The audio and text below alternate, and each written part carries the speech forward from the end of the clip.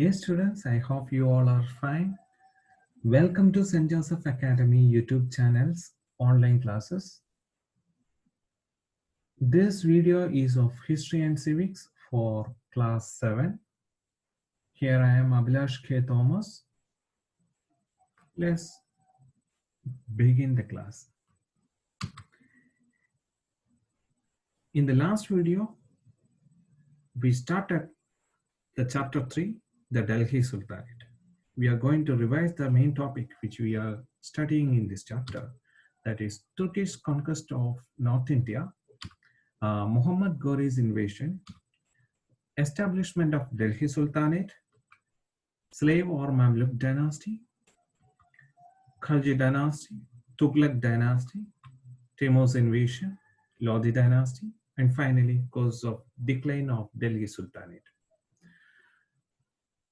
Some of the topics which you already discussed in the last video. That means first part of the video, we already discussed some of the topic. Up to slave or Mamluk dynasty, we already discussed in the last video. Here in the second part of the video of chapter 3, we are going to discuss Khalji dynasty from 1290 to 1320. Under that, one of the famous Sultan, Alauddin Khalji, we will discuss about him in detail. After that, we will study about Tughlaq dynasty, 1320 to 1412. Under that, we will discuss about the famous sultans of Tughlaq dynasty, Muhammad bin Tughlaq, 1325 to 1351, and Firoz Tughlaq, 1351 to 1388. After that, we will study about Timur's invasion. Then we will study Lodi dynasty, 1451 to 1526. Under that, main Lodi sultans like Sikandar Lodi, 1489 to 1517, Ibrahim Lodi, 1570 to 1526. Finally, we will study about cause of decline of Delhi Sultanate. Okay, so we will start the video with the first topic, Khalji dynasty, that is 1290 to 1320. So, Khalji dynasty was established by Jalaluddin Firoz in 1290.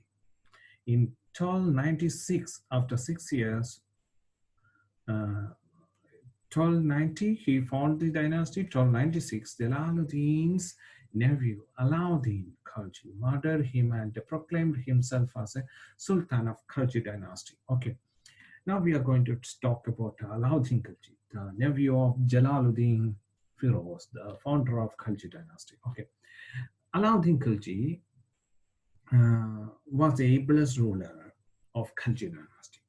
His period extended from 1296 to 1316, and his empire was a huge empire. He established a vast empire by conquering Gujarat, Ranthambore, Mewar, Malwa, and Chittor, capital of Mewar, with the help of Malik Kafur by 1330. He is able to control the Deccan areas like the Yadavas of Devagiri and the Kakatiyas of Warangal, the Hosalas of Dwarasamura, and the Pantyas of Madurai. Also accepted the overlordship of Alauddin Khalji. That means the Alauddin Khalji of Khalji dynasty is able to control almost all part of the India with the help of Malik Kafur as his vice regent. Okay, some of the conquests he made by him had a backstory. That means conquest of Gujarat gave him access to its ports. There is so many seaports are there in Gujarat, and through the seaports he started foreign trade, and he imports of horses for the army. He imported some good breed foreign horses to India to equip his army. That is one of the important activity done after the conquest of Gujarat. After that, you might see that the capital city of Mewar, that is Chittor, was attacked by Alauddin Khilji. There is a story behind this.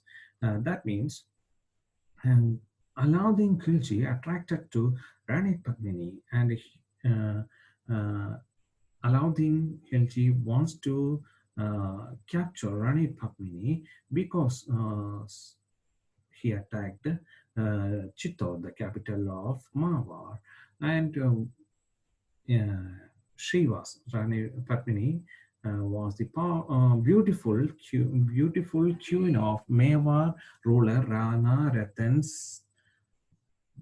Singh. By the time India got some Mongolian raids, so Mongols attacked India, and Alauddin Khilji, one of the able ruler under Khalji dynasty, made a new forts uh, and repaired old ones along the northwestern frontier. On the northwestern side, he made new ones, and some of the old ones were repaired, and he made a good shield to protect the Mongol raids. And somehow his able generals drove back the Mongol raiders who raided India several times during his period. And somehow he uh, stopped the Mongol raiders. Okay, this is one of the major threat happened in the Alauddin Khilji's period. Okay, so now we are going to look at some of the policies and the contributions which is done by Alauddin Khilji. Okay, first one, first he made a well-equipped stunting army. Stunting army means a sultan himself having a army. That kind of army is called the stunting army. Okay, he made a well-equipped stunting army with the help of the foreign good breed horses which he imported through Gujarat seaports, and he made a good stunting army. And soldiers paid by cash and supplied imported horses of good breed that we already discussed. Okay, so he having a good soldiers and good standing army. Horses, these horses which he imported from outside, that horses were branded with a royal emblem to prevent the theft. And he also kept a detailed record of the soldiers, and some soldiers will substitute with some others. So to prevent this kind of cheating, he made a detailed record of soldiers. Okay, then one next thing which we done is he reassessed the land and fixed the rate of revenue. A fixed rate of revenue is that kind of revenue system he reorganized. So all this gave immense proper revenue collection is happened, and that benefited to the treasury. And another major contribution, that is he uh, stored the surplus grains in the granaries. Surplus grains were stored in the granary, which help him to meet the needs of the people at the time of flood or famine or any kind of problems comes to the country.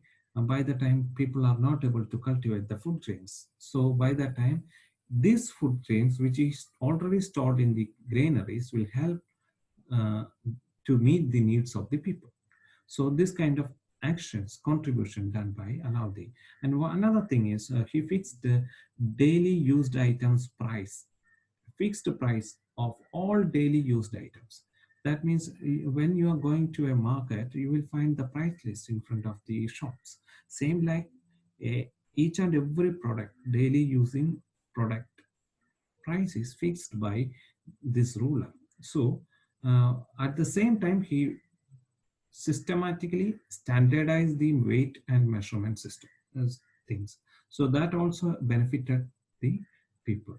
So and that also benefited to the people.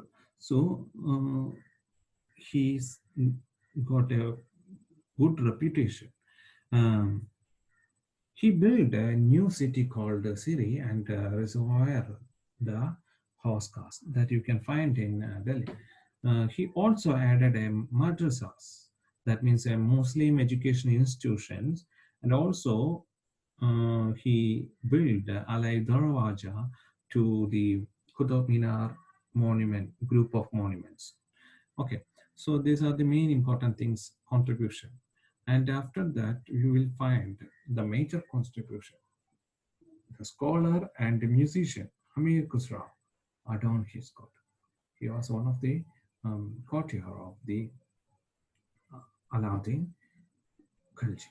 So these are the major important things of Khalji dynasty. After that, we are coming to the Tughlaq dynasty.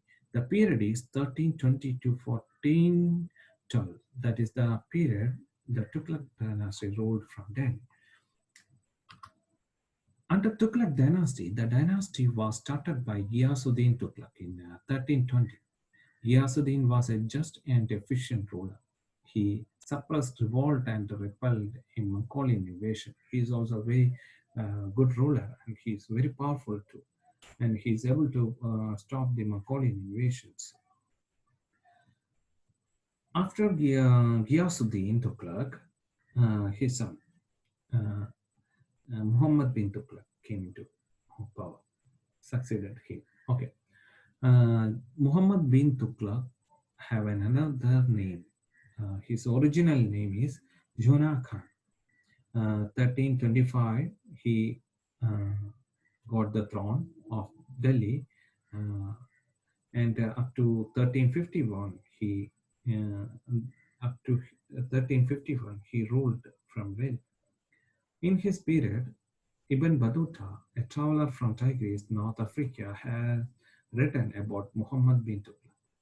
What all things happened in his period that is written by, that is noted by Ibn Battuta. And with that notes, we can understand the things which happened in the period of Muhammad bin Tughlaq. He laid stress on merit because Muhammad bin Tughlaq, otherwise we can call Juna Khan, was a scholar, a philosopher, and a well-educated person. And he is looked at the merits of the people instead of their family, religion, instead of their other money, power, all those things. He looked at the person's merit and appointed those persons, those who got merit. Only those person is appointed over the high positions in his court. Means, if the person having merit, quality, education, that person is appointed in the courts. All the other persons were thrown out from the court. This kind of decision helps some of the poor person, those who having merits, to become the comes to the post of higher comes to the higher post in the court. So poor people also, if they having merit, they can become a higher official in the court. So these things make some disturbance in the minds of the nobles. Some nobles are refused to cooperate with him because of this decision. Means he looking at the merits of the people instead of the power or money or the land which they are having. So some of the nobles became against him. So they are refused to cooperate with him. So after that, he made many grand plans, but they were never carried out properly because some of the nobles are not cooperating with him, and he having good plans, but because of the non-cooperation of the nobles, his plans were never carried out properly. We are going to see the plans which he made and how the plans ended up. Okay, first we are going to look at the plan of shifting of capital. Muhammad bin Tughlaq decided to shift his capital to Dauladabad in Deccan. Delhi is the capital and it is close to north western uh, frontier and attacks happening on the northwestern side. So Delhi is easily attackable area. Means Delhi is easily accessible area from northwestern side. So he wants to a safe place. So he planned to shift his capital from Delhi to Dauladabad in Deccan. So he thought that it is the safest place from Mongol attacks. Okay, so when he shifted uh, his capital from Delhi to Dauladabad in Deccan, by the time he made a road to reach over Dauladabad from Delhi, uh, he made a road also, and he find out that after shifting, he find out that he realized that the northwestern frontier could not be controlled from Dauladabad. This place, Dauladabad, is far away from northwestern area. So when the attack comes from that area, he is not able to control those areas from Dauladabad. He shifted the capital back to Delhi because of that, and which result in heavy financial loss and a great hardship to the people. Shifting one Delhi to Dauladabad in Deccan, and from there to again back to Delhi, that make a huge loss to the treasury, at the same time very great hardship to the people. And that same time, when he shifted back to Delhi, he lose the control over Deccan. And some of the kingdoms like Vijayanagara and Bahamani arose in Deccan. He lost the power over Deccan, and the kingdoms like Vijayanagara and Bahamani rose over there. And this is one big mistake he done, the shifting of capital. It's a good plan, but it is not worked in a proper way. And the second thing is camping. Muhammad bin Tughlaq planned a military camping in Central Asia. He wants to rule over there, wished to rule over there, but he failed to carry it out after spending heavily on the arrangements. He arranged everything he arranged and everything set up, but he is not able to carry it out properly. So a huge loss to the treasury for the arrangement. He spent a lot. And at the same time, he made another camping. He undertook a ill-planned, not properly planned camping in Tibet to attack Tibet. He made another plan, but which also caused a heavy loss of life. Tibet is a high altitude area, mainly called rest place, we can say. But the soldiers who trained in his army were in India, the terrain, dry terrain they trained. Their soldiers not having a proper training in the high altitude. So many of them got ill and they lost their life. So it is also a huge loss to the treasury and this army. So campings also failed. His campaigning also failed drastically. Okay, next main decision, another main plan which he done was taxation. He earlier two decisions gave a huge loss to the treasury. He need money to maintain the army. For meeting the expense of the expense of the army, he increased the land tax in Ganga Yamuna, one of the fertile land in his country. Most of the people are agriculturists in that area. So he increased the land tax over there, and the people are not able to pay the huge land tax which the Sultan imposed on them, and which result, many farmers rose in rebellion. They were against Sultan. They were crushed, but they were somehow crushed. But the Sultan said it is compulsory and they have to pay, but they are not able to pay this kind of a huge tax.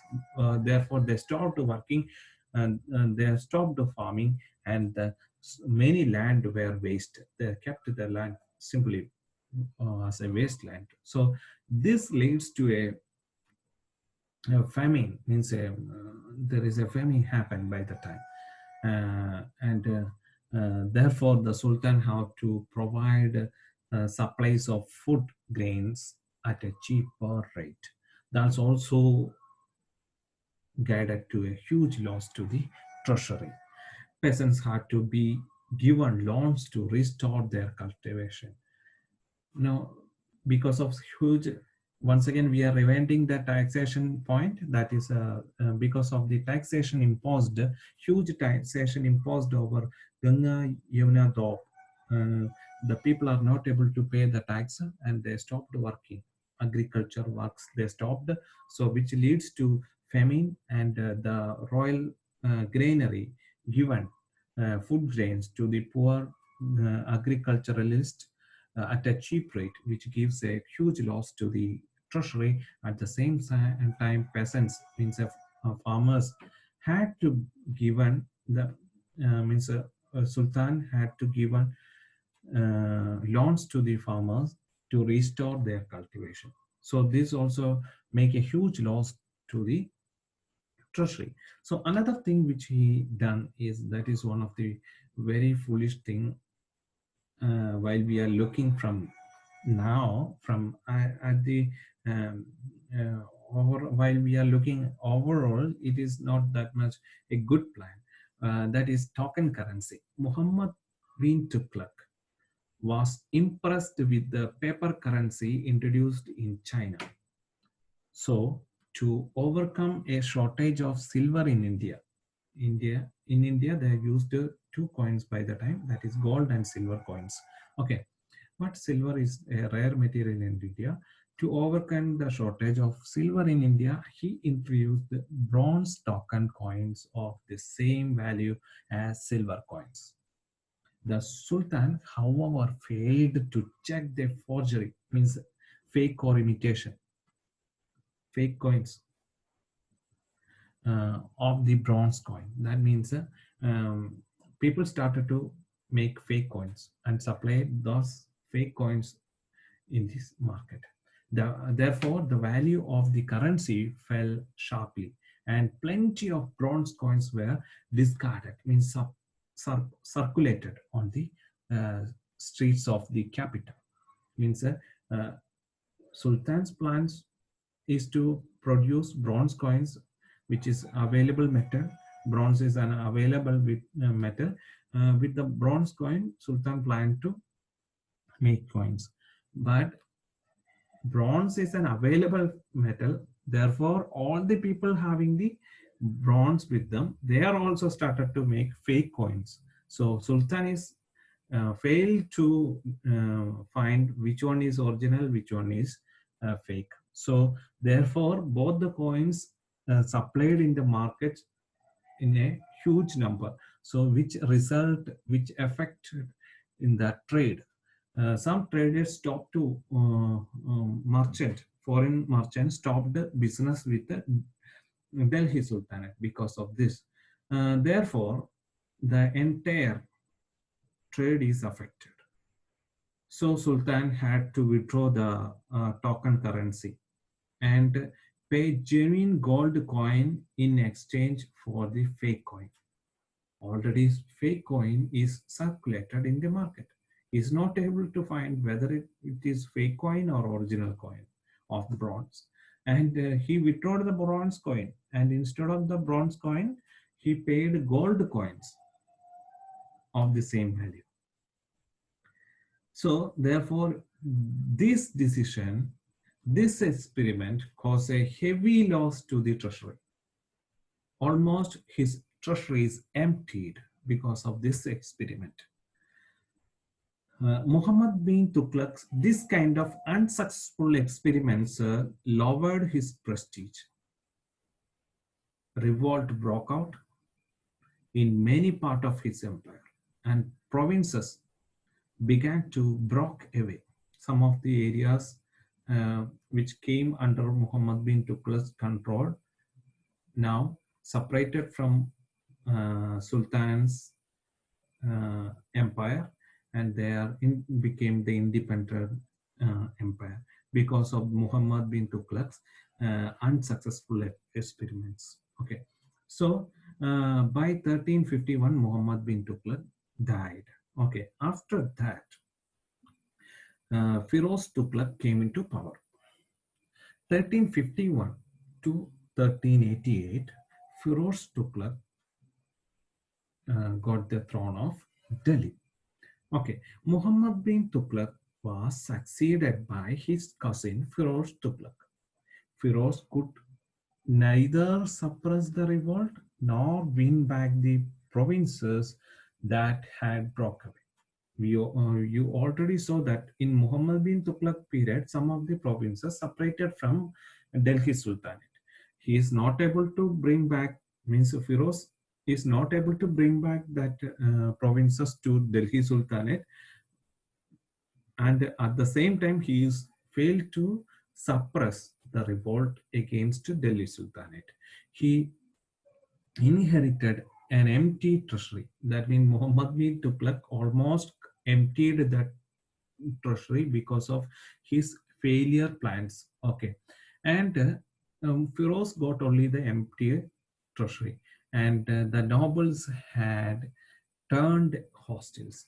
The nobles also became against came against Sultan. To please the nobles, he made the post and uh, land right of civil and army official hereditary. That means he given it as a hereditary post.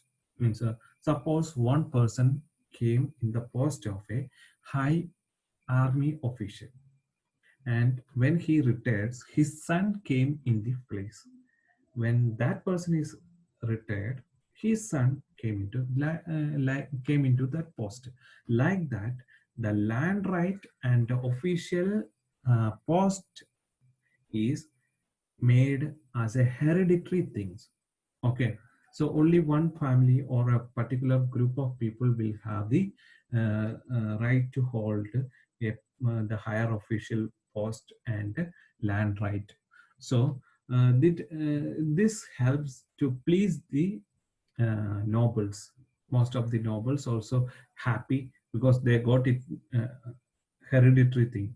Okay, so to please the ulmas, that means a Muslim religious head, to please the Muslim religious head, Firoz imposed jizya, a special tax to be paid by the non-Muslim.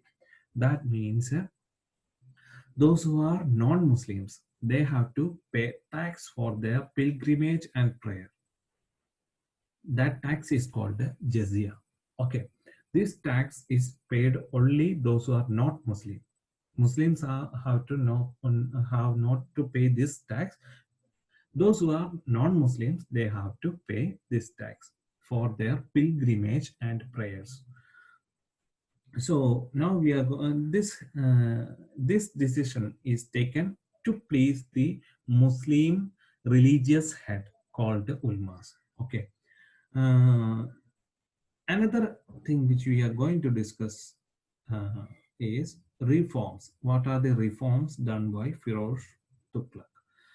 He wrote of a number of loans. Some of the farmers got loan from the earlier rulers to restart their cultivation and all.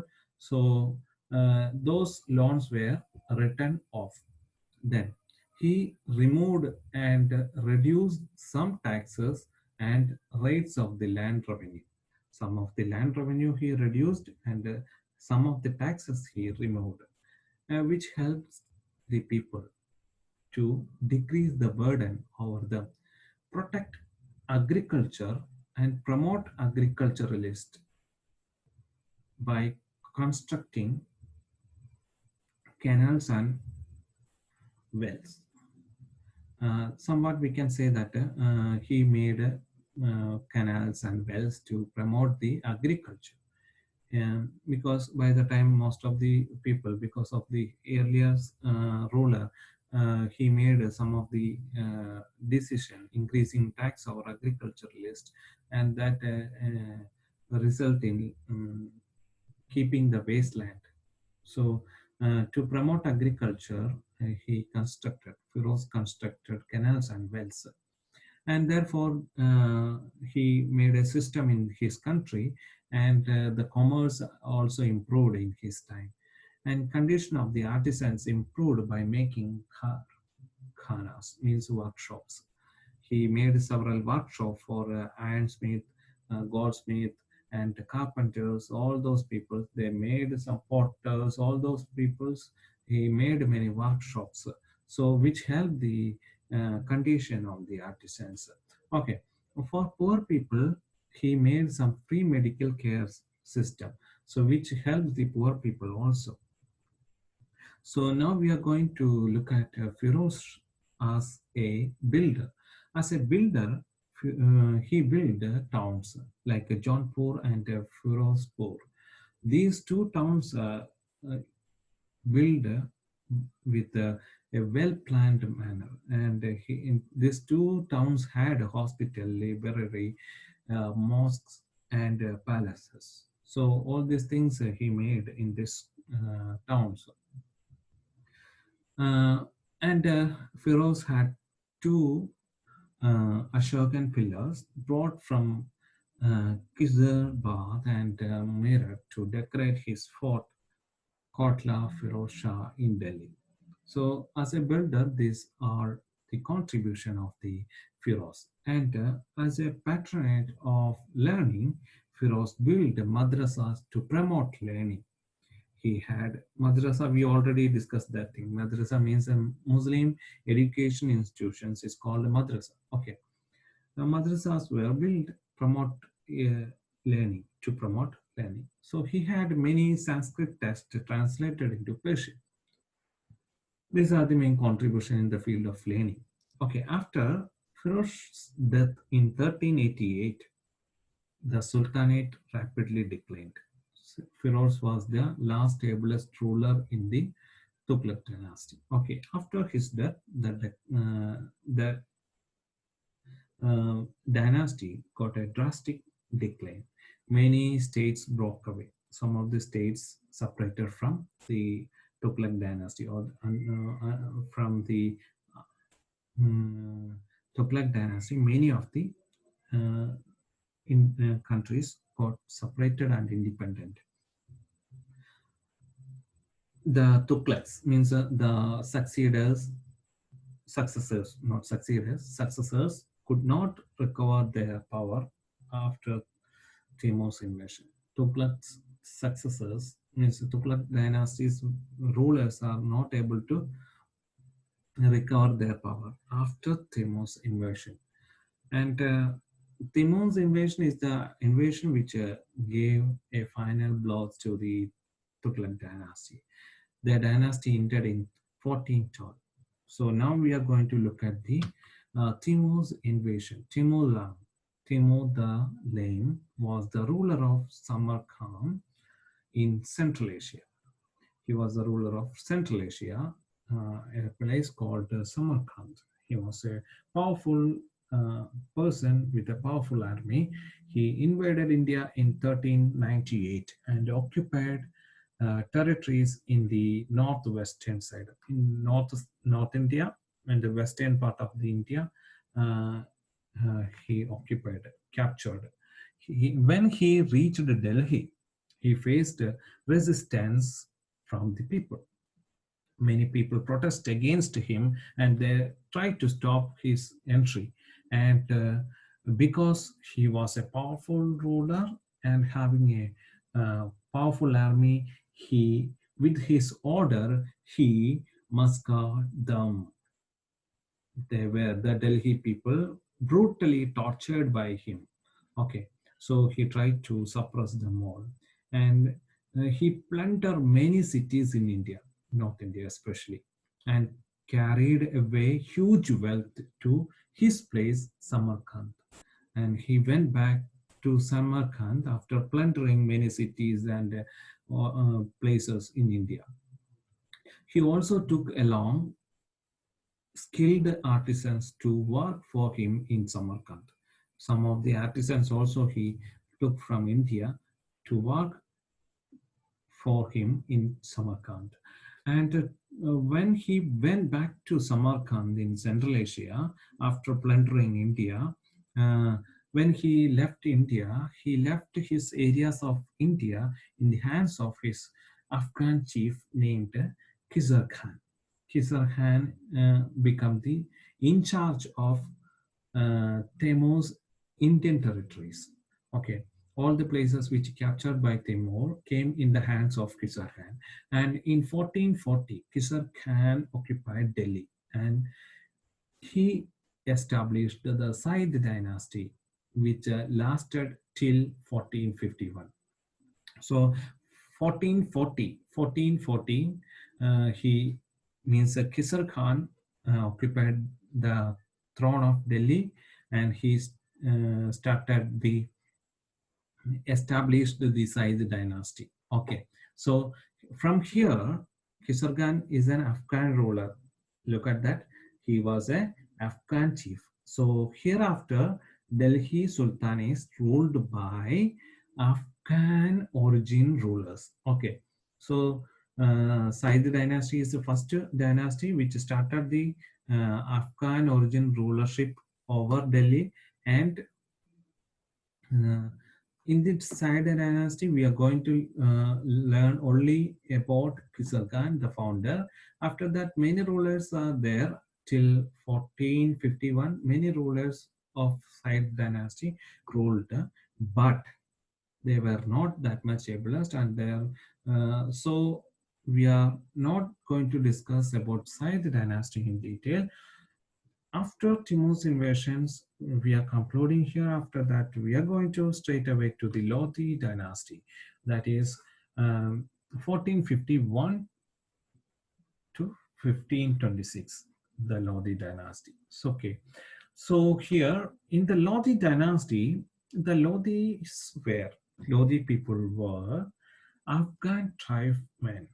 They came to India who entered into Indian land during Muhammad bin Tughlaq's regime, but they were silent. After Muhammad bin Tughlaq, we saw that that is Tughlaq dynasty only. After that, Muhammad bin Tughlaq period, they came to India, but they were not that much famous by the time. They were not that much, Lodis were not that much powerful by the time.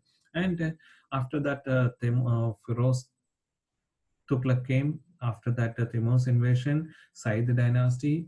Uh, after Said dynasty, after many rulers of time, Said dynasty, some of the Said dynasty rulers were weak, and by the time Lodis were become very powerful, and they were ready to Lodi were become very powerful, and they have that power to start a new dynasty in Delhi. So in 1451, Bala Lodi founded the Lodi dynasty in Delhi. They captured the Delhi and they start a new dynasty. Bala Lodi is the founder of Lodi dynasty. He captured Delhi and started a new dynasty in Delhi, that is Lodi dynasty. Okay, founded by Bala Lodi. Okay, he extended Lodi rule from Punjab to western borders of Bihar. Okay, after that his period ended. Okay, after Bala Lodi, Sikarla Lodi came into throne in 1489. Bala Lodi was succeeded by his able son Sikandar Lodi. His period is extended from 1489 to 1570.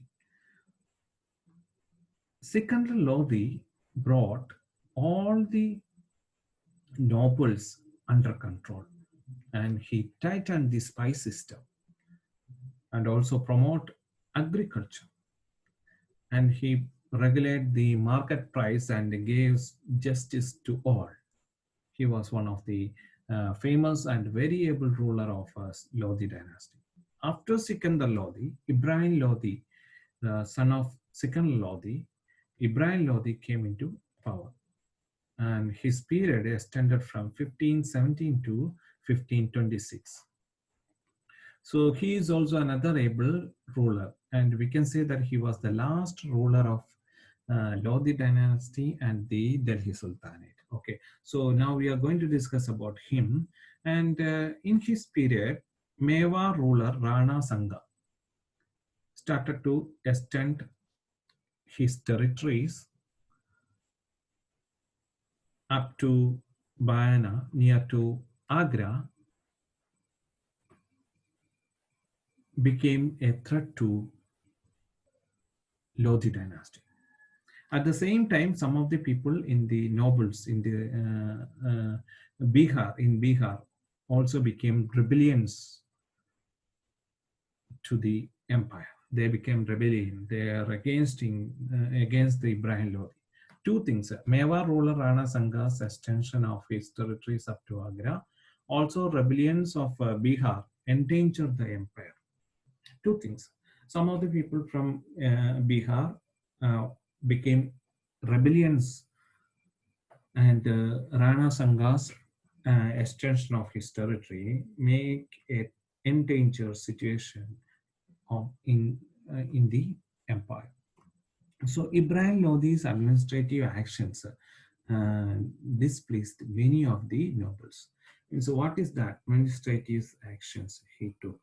Instead of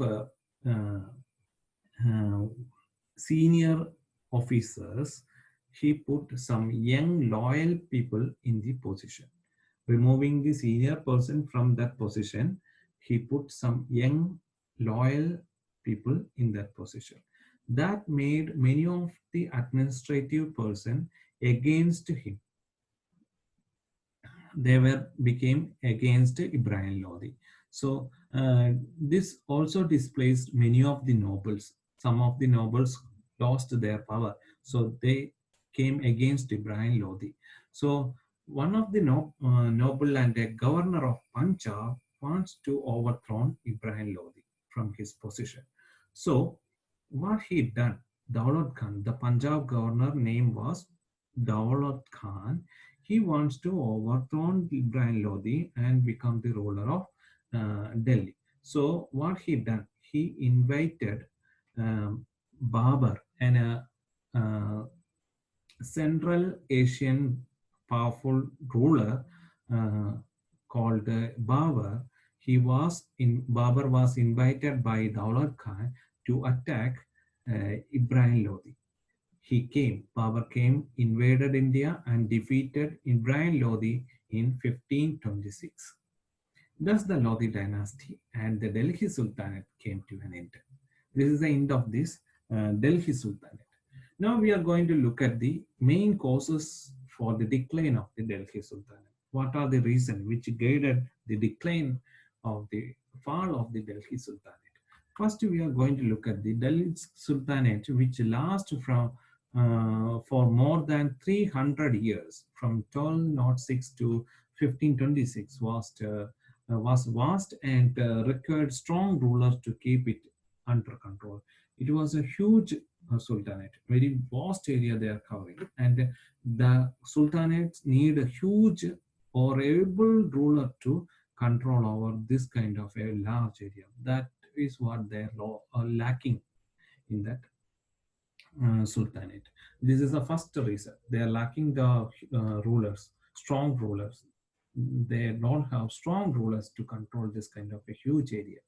And second thing, Muhammad bin Tughlaq projects caused widespread disturbance and misery among the people. We saw that the first shifting of capital, taxation, and token currency, and camping, all those things made a huge disturbance in and misery among the people.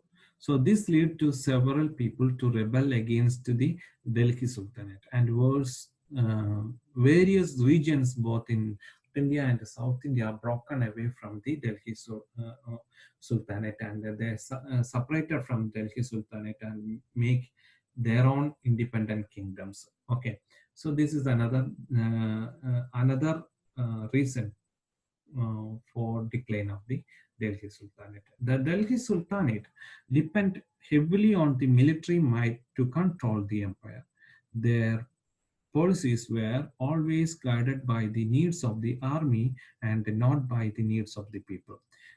Sultans are heavily depend on the army to control their country. So normally they will look at first they will give preference to the army, then only they will give preference to the people. So this policy make the people against the uh, sultanate. This is also cause one of the cause for the decline of the sultanate. Another cause, the rulers who came after Muhammad bin Tughlaq aligned large sections of the people by imposing jizya on non-Muslim. Non-Muslim tax added in the period, and all the major part of the country consists of non-Muslims. So they were against the Sultanate by imposing jizya. Means those who are not Muslim, they have to pay tax for their pilgrimage and prayers. So that kind of things made a major portion of the people against Delhi Sultanate. So another reason, that is the later rulers made official positions and land rights hereditary, which in the long run create a group of self-seeking. That means many of the people think only about their benefit, and it is benefit they have got official positions and the land right hereditary. Once they died, their son got the right that kind of decision they take. The all the positions and land right become the um, family business, so they're having their heirs will get the position. So this will create self-seeking things. So the same thing will make a conspiracy in the uh, among the nobles. Okay, powerful nobles who had the court conferences, especially during the reign of weak rulers. Many of the nobles got power over sultan, and they started to make conspiracy in the court. And these all things affect the decline of the Delhi Sultanate. And the next thing, Timur's invasion gave a lasting blow to the already weakened empire. All reason already weakened the empire, and the lasting blow came from the Timur's invasion. At the same time, the inability of the Sultanate to maintain the control over the southern provinces result in the establishment of the Vijayanagara and Bahamani kingdoms. We already saw that when they lost in the shifting of capital itself, you might see Muhammad bin Tughlaq shifted his capital to Daulatabad in Deccan, and from there again back to Delhi. So by the time Vijayanagara and the Bahamani kingdom raises in the Deccan. So they lost control over the Deccan, and it guided to the rise of new empire like kingdoms like Vijayanagara and Mahamadi in the Deccan. So finally, a weak sultanate attract invasions by Mughals, and it finally collapsed after Battle of Panipat in 1526. That means in Battle of Panipat, Babur, an Afghan ruler, came to India, invaded India, and destroyed the Lodi. So thereafter, the Mughals ruled over India. This is all about this chapter. And here we are going to conclude with some points to remember. Alauddin Khilji, 1296 to 1316, brought Gujarat, Malwa, and several kingdoms of Ranthambore and the Deccan under his control. He made Malik Kafur his vice regent. Alauddin maintained a strong standing army. He reassessed the land and fixed new rates of revenue. He also fixed price and punished cheating. The scholar Amir Khusrau donned his coat.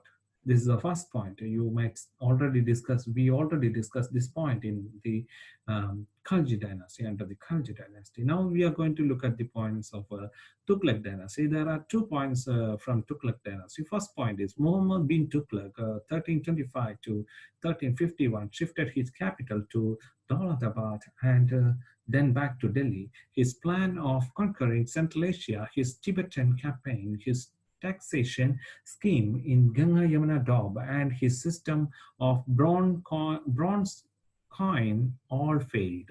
Many provinces broke away. This is the first point. It's just concluding, it's a short points of the topics which we discussed under Muhammad bin Tughlaq, under the heading Muhammad bin Tughlaq. So this is a short of that heading. And we are going to look at the another main point from Tughlaq dynasty, that is Firoz Tughlaq, 1351 to 1388, could not win back the lost territory, but he reduced taxes, improved agriculture and commerce, built the new towns, canals, mosques, etc., and promoted learning. So this is a plus point to the Tughlaq dynasty. This point also you have to keep it in mind. So now we are going to talk about another important point of Timur's invasion. Timur's Lang invaded India and looted Delhi in 1398. Timur's governor, Khizr Khan, established the Sayyid dynasty in 1440. So another points to remember, that is Sikandar Lodi, 1489 and up to 1570. The most successful Lodi ruler found the city of Agra. Ibrahim Lodi, the last Lodi ruler, was overthrown after being defeated by Babur at Panipat in 1526. So last points to remember, that is, with the defeat of Ibrahim Lodi, the Lodi dynasty and the Delhi Sultanate came to an end. Babur established the Mughal Empire in India. These are the points to remember. You have to keep it in mind. Here I'm going to conclude this video with some exercise, that is some short answer questions. Who found Khalji dynasty? Who found Tughlaq dynasty? Who found Lodi dynasty? What is Jizya? And finally, last question is, where did Muhammad bin Tughlaq shifted his capital? So go through the video thoroughly and find out the answers for these questions. So here I am going to conclude this video. Thanks for watching. Have a day and have a nice day. Have a nice day. We will meet with another video in another time. Thank you.